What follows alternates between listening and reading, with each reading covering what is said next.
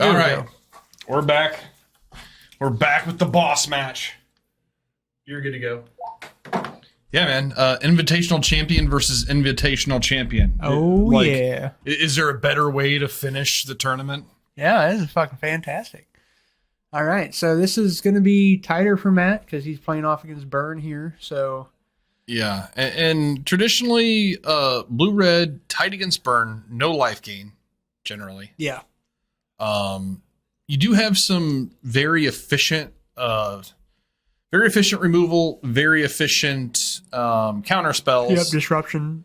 Yeah, and your dudes are big, so there are some things. It's got to be played the right way. Yeah, but right off the bat, he's shocking. That's a problem.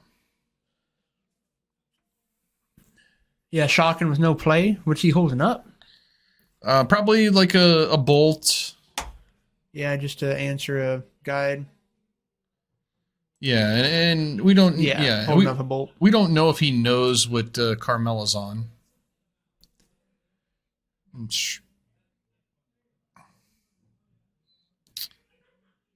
And it's getting the bolt. Which you feel Carmel had to know with the shock that's what was coming. He did. And you got to just do it. I mean, I guess blue sometimes they might opt or something like that, but I mean, I think it's fine. Yeah, like he had to feel that it was likely dead, but I mean, what else are you gonna do? All right, get it out there. I think that the turn one Swift Spear is always one land for Carmel, and it's gonna deal damage to him. Oof. But it might work out. I mean, you can do that in Burn. Yeah, you can. Right. You can. And okay. Oh, okay. This is awkward. I mean, he's got the fucking cards to play, so. And Matt says counterspell. Yep, never mind. All right, so being stuck on one land after that counterspell, that's putting Carmel at a pretty. It's putting him behind. Yeah, you never want to count up. Now Matt's missing land drops. Okay. Now we're cooking with gas. This is back to a pretty even keel here. Kind of an awkward hand for Matt. It is. Yeah, the Archmage's Charm with that mountain is definitely super awkward. So here's the guide. That might help Matt out. Reveal land. It reveals land, so that guide is going to get snap bolted, I'd have to think. Oh, yeah, I would assume so. No, he's going to take it. Okay. Interesting. See what Carmel plays after. Open to counters. He's not holding another counter spell, is he? Of some kind of counter spell other than the Archmage's Charm. So I feel like he's got another blue card. I think it's Murktide though. Oh, so yeah. Why not counter bolt or why not snap bolt there? I don't know. He really wanted to take 2 damage. I guess so. It seems strange. It's not how I would do it. You won't make it to 10. Well, if, you're not going to be too late, we can wait for you because we'll probably, we like to have you. So let us know how late you'll be and we'll go from there.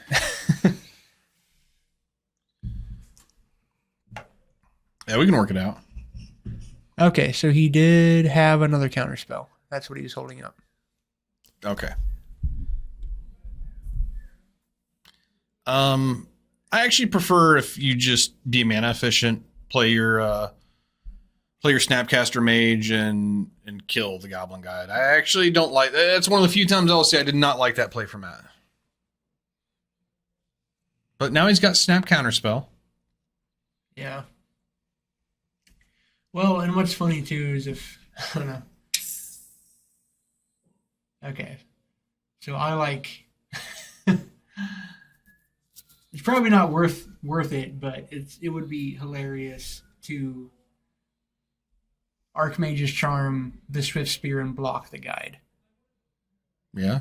Well, I guess you can because it comes in tap, so that doesn't even matter. You would have to have done it before. What comes in tap? Well, it would be tap. It wouldn't untap. If yeah. Control, so you'd have to do it before combat. Yeah. So.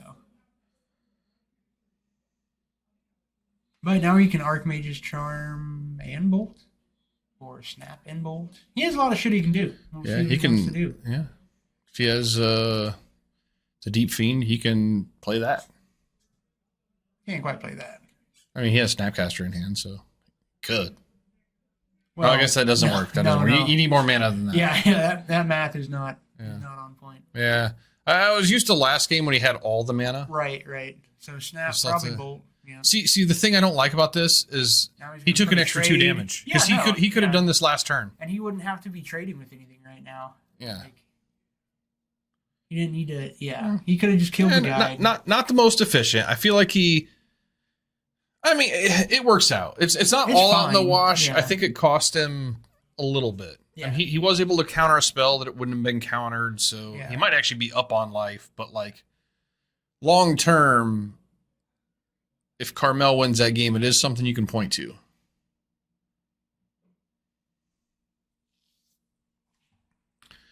What's he working with now?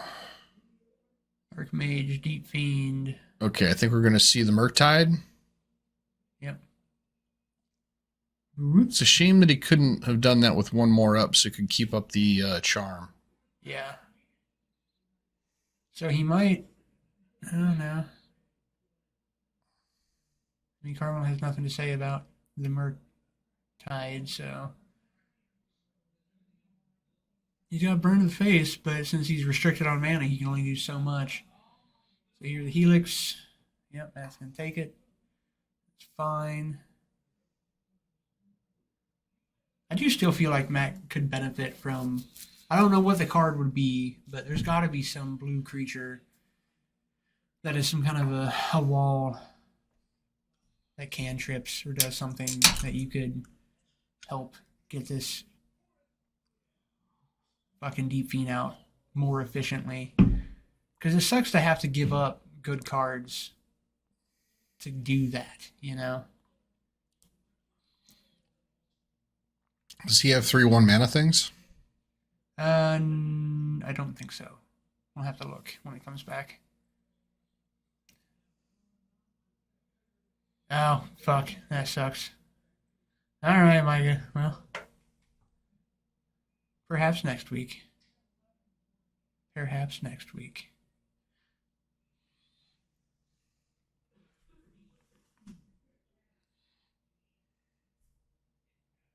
Alright. So, he's got action. So, Spike. That's just going to fire off a counter spell in response. Just get that out of there. I like it. It's a good play. Me as well, yeah. So yep. He's got Bolt and Helix holding up. So he's going to try to time these really well, of course. Here's a consider. So what I like here is attacking and then going for the upkeep Deep-Fiend play. And just hope he doesn't have the instant speed stuff. Unless you have counter spells, then you can play it a little different. He just drew a bolt, so he should just kill...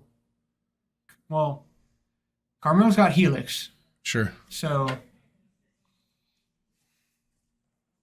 he's got to wait for that. Okay, he's going to do before damage. He's going to Helix. You have a counterspell. No. So he's going to take it. Oof. Okay, now he's dead. He's dead. Matt's dead.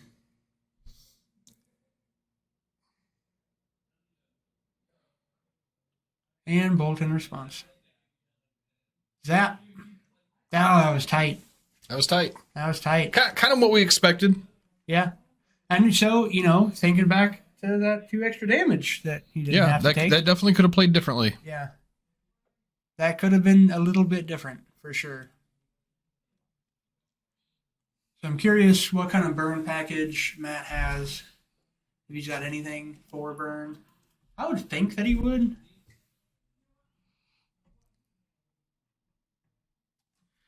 Actually, that would be good. I would like to see Fibblethip there. That's perfect. That's perfect. I'll suggest that to Matt. I like that. I do think it's creative what he's trying to do with the Fury as an option. No, Fury's just good. Like that's kind of a sweet move if you can pull it off, but we haven't seen it come into play yet. Well, he has so few red cards to evoke 2 Fury, so that's the thing that sucks. Yeah. It would be better subtlety because then he could more efficiently evoke subtlety, Sure.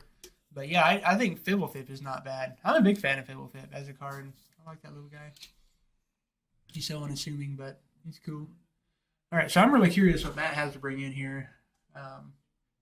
Carmel doesn't necessarily need to bring in a whole lot. Matt definitely needs something. He needs some stuff. Maybe some more counter spells. So he's looking at Kozilek's Return and something else. What else is he bringing in? I can't see. Damn it, missed the one card. All right. Well, we will potentially see it. Only 2 cards though. That's all he's bringing in. I like that. It's fine. It's best not to over sideboard. No.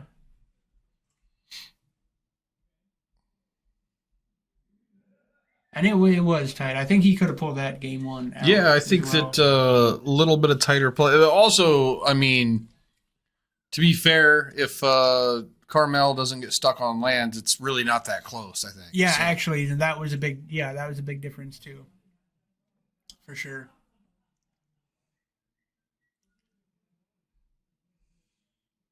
Yeah, no, that is funny. I hadn't thought about that yet. That's pretty sweet. I know everybody loves to play with like new cards and stuff. Reality Chip is. I think it has a home, and I think that home is. I think that home is not modern. Is what I think the card goes. I think the card is fine in Hammer Time. I think that's the one place it makes any sense. Because you can cheat it into play, it auto-equips. I see one place I think it makes any sense. Outside of that, in Modern, as it exists in the meta, I don't think there's any deck that it really necessarily goes into. I think the interaction is neat. That's all I was saying there. But I think in Hammer Time it makes sense because it gives that deck a card advantage that didn't.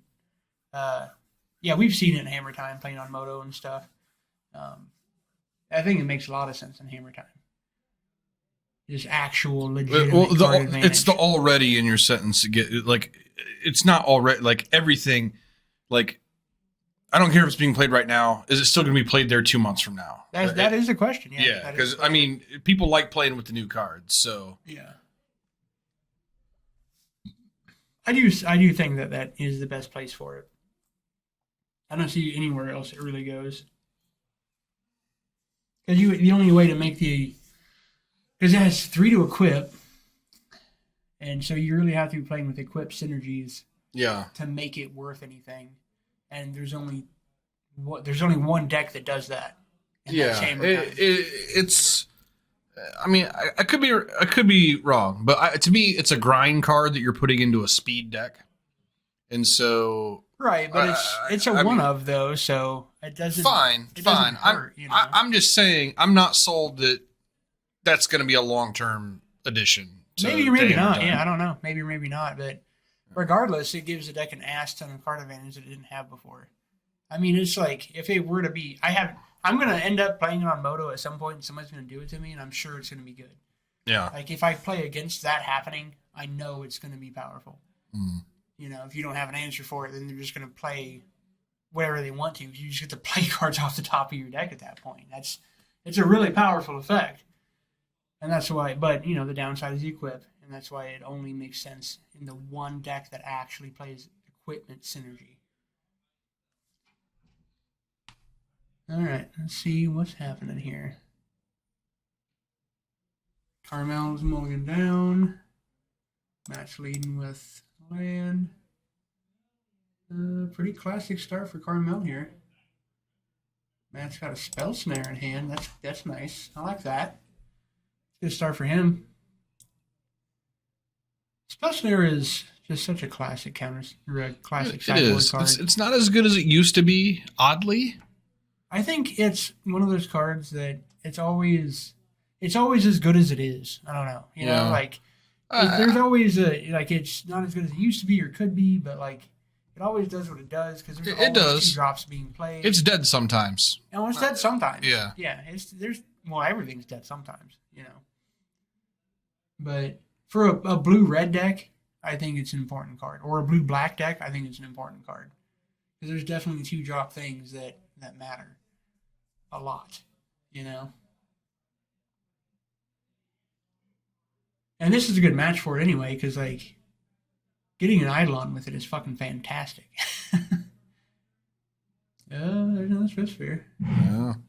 All right, so it's not doing anything at the moment, but I don't think it was a bad bring in. So he only brought in 2 cards. So he brought in 1 Spell Snare and a Kozilek's Return. So he didn't really sideboard much of anything.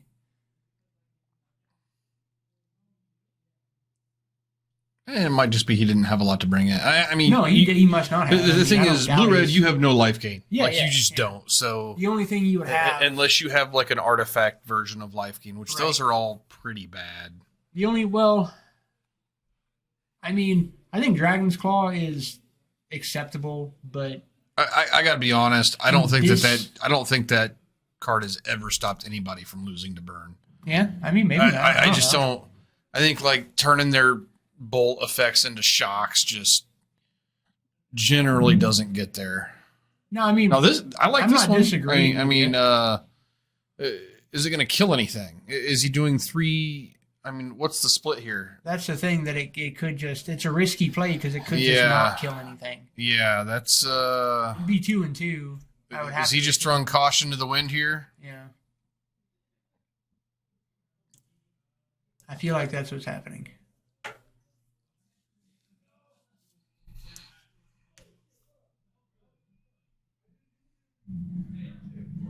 And it would, he probably should have just banked on all-on-one. Prowess trigger still stands, so. Oh. Yeah, should have for sure killed 1. Yeah. Oh, man, that was rough.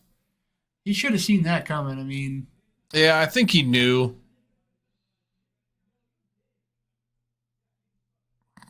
And an EE would look really good. Yeah. Which I think is a thing that pretty much any 2-color deck should have access to, especially when it doesn't play anything early. And also, Matt did mention that he wanted to make a lot of changes before he played the deck, but he hasn't had time, so that could be a consideration. But yeah, he's looking pretty fucked here. Oh yeah, he's dead. Yeah, it's he's looking pretty fucked. Yeah, this is the board state that you don't want to see. Yeah.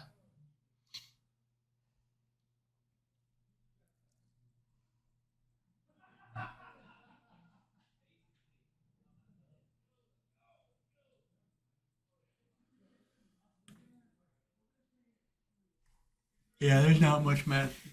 Yeah, and he just did nothing on that turn cycle. That's when you go all the way around the table and don't tap your mana. That's not ideal.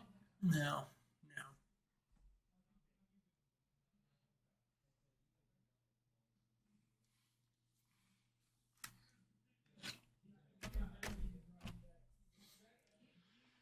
Yeah, this did not shake out for Matt.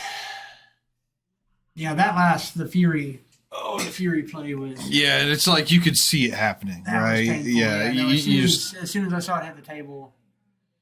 I was hoping it was. I was hoping it was 4 on 1. Yeah, you would hope, and yeah. Matt should know better. Burn's always going to hold up, like especially a seasoned player. Like if there's just some kid that's never played Burn before, you could anticipate maybe that you could get away with that. But a seasoned player playing Burn. I just felt like it was a Hail Mary. I felt like. Yeah. No, if this doesn't work, I'm dead, and so I just need to hope that he doesn't have a bolt. Like. Sure, but I don't know. I feel like it was too risky because you can bank on killing 1. Killing 1 is something. I mean, to be fair, he needed him to exactly not have bolt. Like there's no other with 1 mana up. What else could he have had? You know what? That's true. Yeah, that is true. There isn't any other one. Yeah, so he was just banking if one of his. You know what? That's fair math, actually. Yeah, I don't hate it. Yeah. It was a risk reward play, and he just happened to have the 20% card or whatever. It would have been safer. It still would have been so. Like as a in regards to numbers, the numbers make sense on that end to think. Well, it's this likely that he wouldn't have a bolt.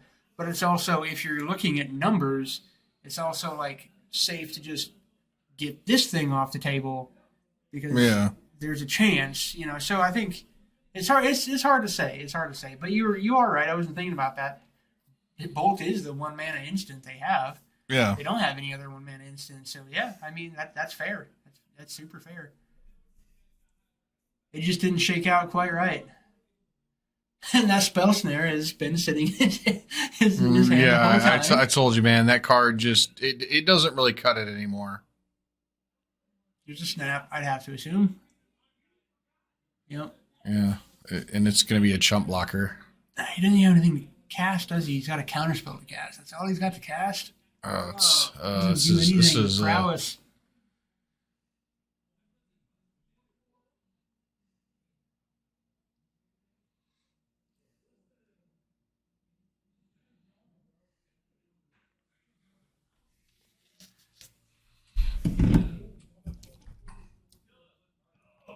Yeah, no, it was a good play to not jam the bolt, and that's what I was saying about like a seasoned player. You know, like while it's Matt was thinking like, oh, it's only this much chance he has the bolt.